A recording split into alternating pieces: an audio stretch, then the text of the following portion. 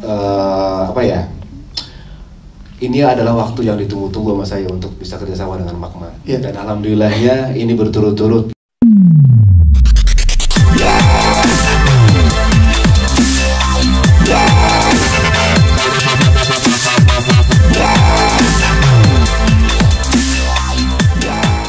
Kalau mau berbicara akar-akar masyarakat gitu, ya kan, secara antropologis dan sosiologis, teman-teman bisa cari tahu sendiri bahwa horor itu sebenarnya bukan cuma sekedar masalah menakut-nakuti gitu. Itu salah satu yang sangat panjang sekali gitu. Kalau ada anak UI di sini pasti tahu buku legendarisnya Frans Danenjaya yang ngomongin folklore gitu. Itu kan ngomongin horor sebenarnya.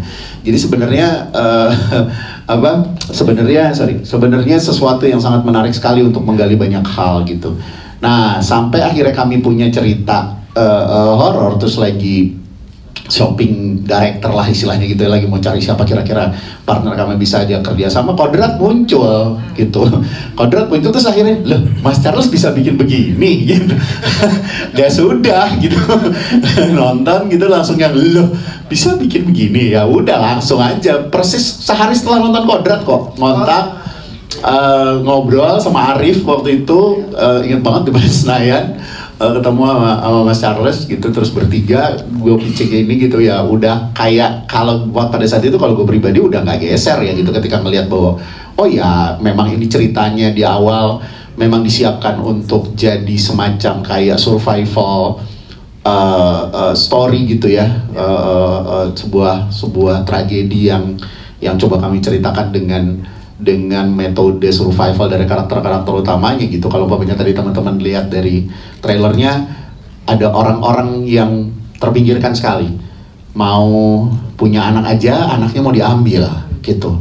Ya kan, itu kan harusnya kan sesuatu yang harusnya dirayakan gitu. Itu kan simbol kelahiran sebuah kehidupan baru gitu.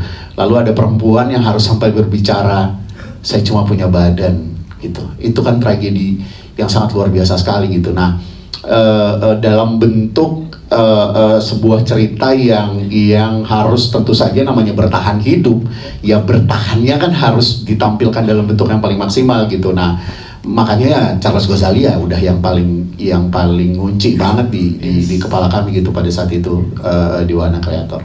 Dalam proses pengembangan penulisan skenario-nya seperti apa, Mas? Isu-isu khusus yang ingin disampaikan dan tantangan dalam pengembangannya? Oh ya,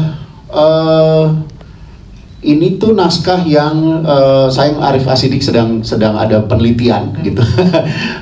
Kerja di Wahana Kreator ya begitu. Kalau mau bikin cerita harus ada risetnya dulu, jadi dia nggak bisa hadir di sini. Ganti judul. Ini dari ganti judul, dari idenya Arif pertama gitu, terus ganti konsep, ganti konsep penceritaan gitu. Developmentnya sangat intens sekali karena mencoba mencari bentuk terbaiknya gitu, mencari bentuk terbaiknya dari usaha untuk membuat cerita tadi gitu. Jadi kita mau membuat awalnya adalah bagaimana horor sebenarnya menjadi tempat untuk menceritakan tragedi-tragedi kemanusiaan yang ada di masyarakat, dan kami memilih pada saat itu yuk di urban yuk gitu, tekanan-tekanan seperti apa, lalu pada titik mana karakter bisa menjawab pertanyaan. Ini bukan how far gitu ya, pertanyaannya itu bukan seberapa jauh Anda mau berjalan untuk orang-orang yang Anda sayangi, tapi ini pertanyaannya adalah seberapa besar yang mau Anda korbankan untuk orang-orang yang Anda sayangi. Jadi pertanyaannya kita geser, kita push tuh. Nah, dari situ tuh developmentnya ya akhirnya dicari bentuknya, karakternya siapa, orang-orang yang terpinggirkan yang seperti apa yang ada di apa ya? Ini adalah waktu yang ditunggu-tunggu sama saya untuk bisa kerjasama dengan Magma. Dan alhamdulillahnya ini berturut-turut gitu.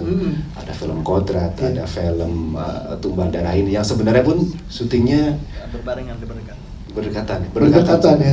Dan memang awalnya itu pernah hampir kerjasama dengan Magma, tapi ternyata waktu itu nggak jadi.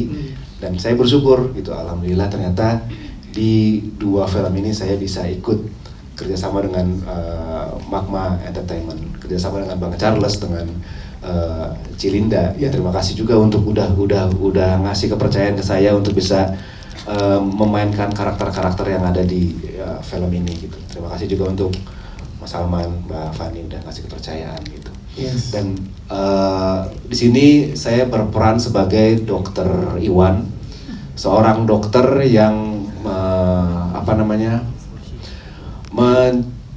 memberikan solusi untuk orang-orang yang datang ke kliniknya dia karena masalah kehidupannya.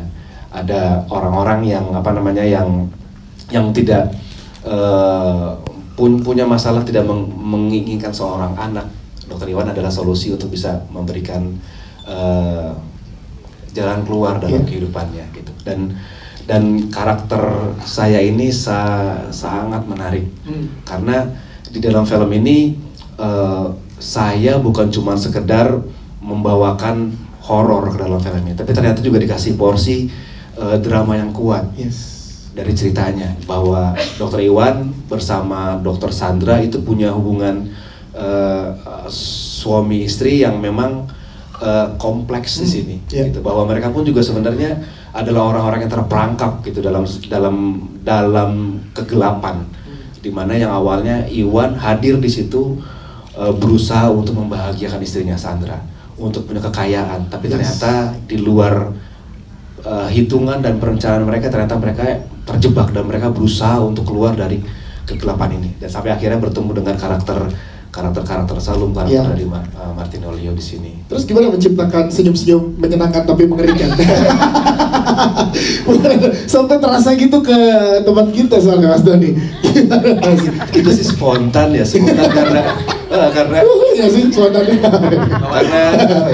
Karena kita kan discuss ya dengan Bang Charles selama sebelum syuting kita discuss itu dengan tentang karakter dengan Bang Charles, karakter seperti ini, seperti itu, yang ada di bayangan Bang Charles seperti apa karakternya, interpretasi saya sebagai pemain memeran karakter seperti apa, itu benar-benar kita discuss lama gitu. Terus juga kita ngobrol sama teman-teman di sini, sama Mario, sama Salum, sama Agla gitu.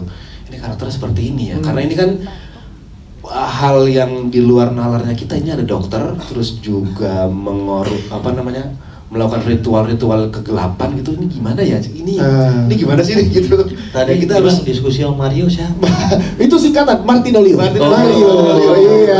Gua kira ada yang nggak nampak gitu. Panggilan sayang soalnya dari horor. Iya. Martin Olio. Nah itu kita discuss sama teman-teman yang di tempat reading gitu tentang karakter dan segala macam.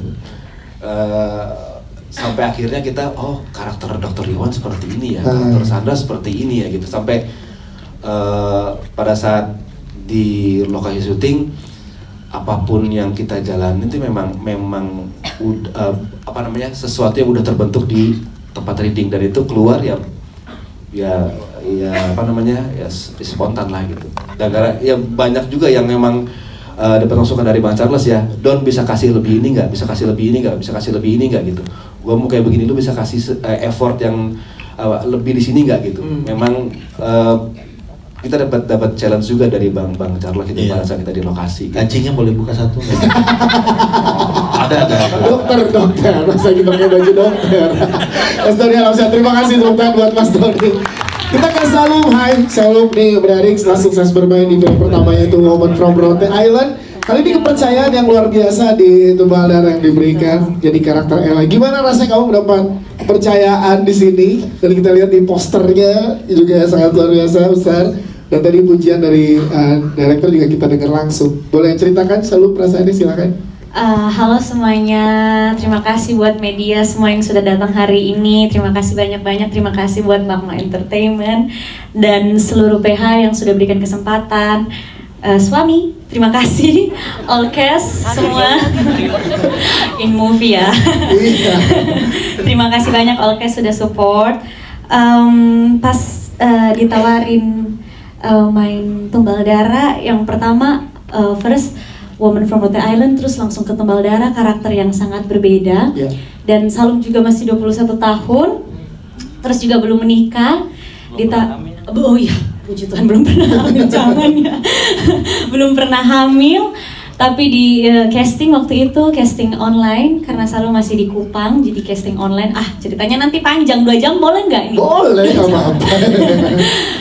Casting online terus kayak karena tahu Mama selalu buat film yang sangat luar biasa bagus, betul? Sangat luar biasa bagus, serius, sangat serius. Jadi Salum harus gol gitu.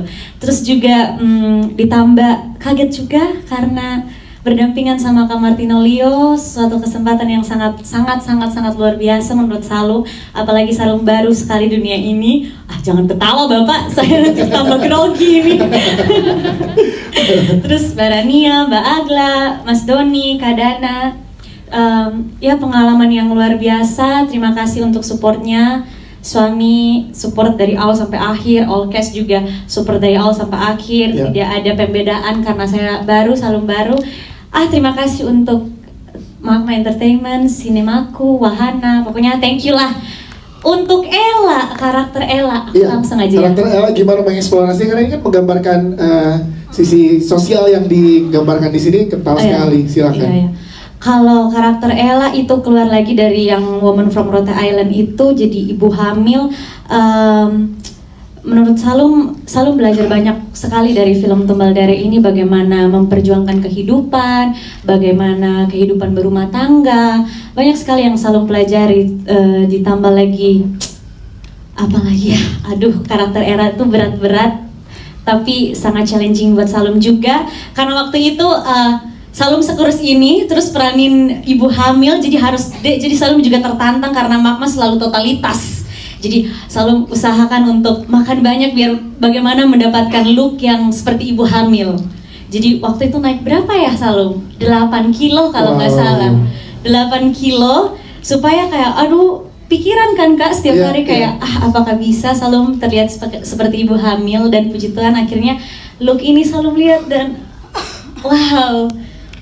Ya, pokoknya karakter Ella tuh sangat luar biasa. Dia selalu remind juga ke Jeffrey untuk kalau kita bisa jalani hidup yang in a good way, do it. Gitu. Yes. Gimana berkolaborasi dengan Martino Leo? Build chemistry-nya seperti apa sih pada saat proses syuting ini? Silakan. Langsung ditato. Sama Kak Martino Leo, karena Kak Martino Leo udah sangat berpengalaman ya, jadi please bantuin